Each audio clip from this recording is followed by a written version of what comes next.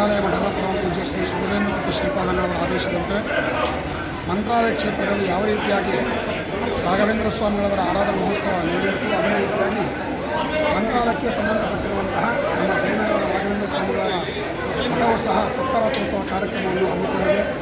ನಿನ್ನೆ ದಿನ ಪೂರ್ವಾರಾಧನೆ, ಈ ದಿನ ಮಧ್ಯಾರಾಧನೆ ರಾಘವೇಂದ್ರ ಸ್ವಾಮಿಗಳವರ 353ನೇ ಆರಾಧನಾ ಮಹೋತ್ಸವ. ಈ ಆರಾಧನಾ ಮಹೋತ್ಸವದಲ್ಲಿ ಈ ದಿನ ವಿಶೇಷವಾಗಿ ರಾಘವೇಂದ್ರ ಸ್ವಾಮಿಗಳವರು ಸಶರೀರವಾಗಿ ಬೃಂದಾವನ ಪ್ರವೇಶ ಮಾಡಿದ ದಿನ. ಆ ಬೃಂದಾವನದಲ್ಲಿ ಕುಳಿತುಕೊಂಡು ಭಕ್ತರಿಗೋಸ್ಕರ ಗುರುಗಳಲ್ಲಿ ಭಗವಂತನಲ್ಲಿ ಪ್ರಾರ್ಥನೆ ಮಾಡಿಕೊಳ್ತಾ ನಮ್ಮನ್ನು ಅನುಗ್ರಹಿಸುತ್ತ ದಿನ. ಆದ್ದರಿಂದ ಈ ವಿಶೇಷ ದಿನದಲ್ಲಿ ಬೆಳಗಿನ ಜಾವ 5 ಗಂಟೆಯಿಂದಲೇ ಸಹಸ್ರಾರು ಭಕ್ತರು ಗುರುಗಳ ದರ್ಶನಕ್ಕೆ ಬರ್ತಾ ಇದ್ದಾರೆ. ಬೆಳಗ್ಗೆ ಸುಪ್ರಭಾತ ಸೇವೆ ಮತ್ತು ನಂತರದಲ್ಲಿ ಪಂಚಾಮೃತ ಅಭಿಷೇಕ, ನಾನಾ ವಿಧವಾದ ಹಣ್ಣುಗಳಿಂದ ಮತ್ತು ಹಾಲು, ಮೊಸರು, ತುಪ್ಪ, ಜೇನುತುಪ್ಪ, ಸಕ್ಕರೆ ಇತ್ಯಾದಿ ಪದಾರ್ಥಗಳಿಂದ ರಾಯರ ಬೃಂದಾವನಕ್ಕೆ ಮಹಾಭಿಷೇಕ ನೆರವೇರಿತು. ಮತ್ತು ವಿಶೇಷವಾಗಿ ತಾವೆಲ್ಲರೂ ನೋಡ್ತಾ ಇರ್ಬೋದು, ರಾಯರ ಬೃಂದಾವನಕ್ಕೆ ನವರತ್ನ ಕವಚದ ಅಲಂಕಾರ ಮಾಡಿದ್ದೇವೆ. ಭಕ್ತರು ಗುರುರಾಯರಿಗೆ ಬಂದು ಸೇವೆಯನ್ನು ಸಲ್ಲಿಸಿ ಗುರುಗಳ ದರ್ಶನ ಪಡೆದು ಅವರ ಅನುಗ್ರಹಕ್ಕೆ ಪಾತ್ರರಾಗ್ತಾ ಇದ್ದಾರೆ. ಬೆಳಗ್ಗೆಯಿಂದ ಈಗಾಗಲೇ ತಿಳಿಸಿದ ಹಾಗೆ ಹೂವಿನ ಅಲಂಕಾರ ಸೇವಾ, ನೂತನ ವಸ್ತ್ರ ಸೇವಾ ಮತ್ತು ಗಜವಾಹನ ಉತ್ಸವ ಸಾಯಂಕಾಲ ನಡೆಯುತ್ತೆ.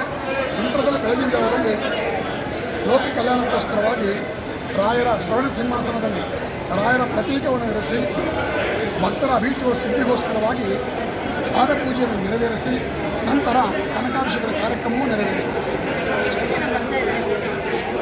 ನಾವು ಸುಮಾರು ಅಂದಾಜು ಮಾಡಿದ್ದು ಒಂದು 75,000 ಜನರಿಗೆ ಅಡುಗೆಯ ತಯಾರಿ ಮಾಡಿದ್ದೇವೆ ಈ 3 ದಿನಗಳ ಕಾಲದಲ್ಲಿ. ಆದ್ದರಿಂದ ಎಲ್ಲ ಭಕ್ತರಿಗೂ ಪ್ರಸಾದ ವ್ಯವಸ್ಥೆ ನೀಡಿದರು. ಬೆಳಗ್ಗೆ ಈಗ 11 ಪ್ರಾರಂಭ ಆಗಿದೆ. ಇನ್ನು ನಿರಂತರವಾಗಿ ಅನ್ನ ಸಂತರ್ಪಣೆ ನಡೀತಾ ಇದೆ.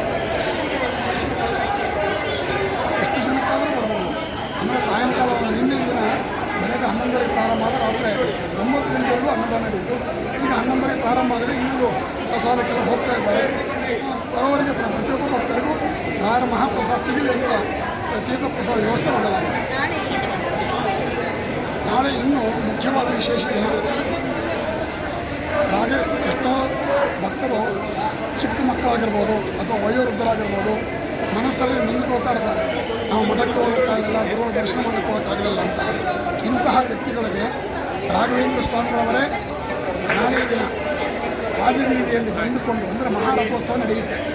ಆ ರಥೋತ್ಸವದಲ್ಲಿ ನೀವೇನು ಮನಸ್ಸಲ್ಲಿ ಬೇಜಾರಾಗಬೇಡಿ, ನೀವಿದ್ದಲ್ಲೇ ನನ್ನನ್ನು ಪ್ರಾರ್ಥನೆ ಮಾಡಿಕೊಂಡ್ರೆ ನಾನು ನಿಮ್ಮಲ್ಲಿ ಬಂದು ಅನುಭವ ಮಾಡ್ತೇನೆ ಎಂಬುದಾಗಿ ತೋರಿಸಿಕೊಡೋದಕ್ಕೋಸ್ಕರವಾಗಿ ನಾಳೆ ದಿನ ಮಹಾರಥೋತ್ಸವ ನಡೆಯುತ್ತೆ.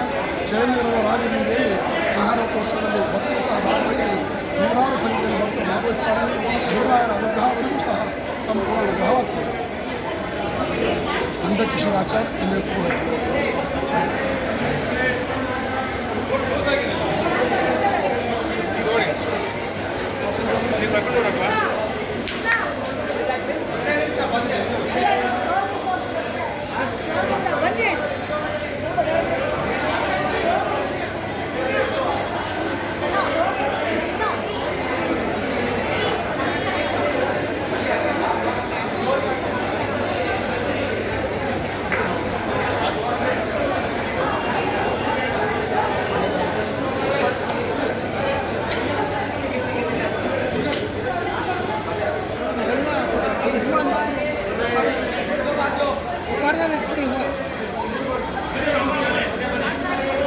ಸರ್ ಫೋಟೋ ತೆಗೆದು ನಿಂತ್ಕೋಬೇಡಿ, ಆನ್ಲೈನಲ್ಲಿ ಇದೆ, ದಯವಿಟ್ಟು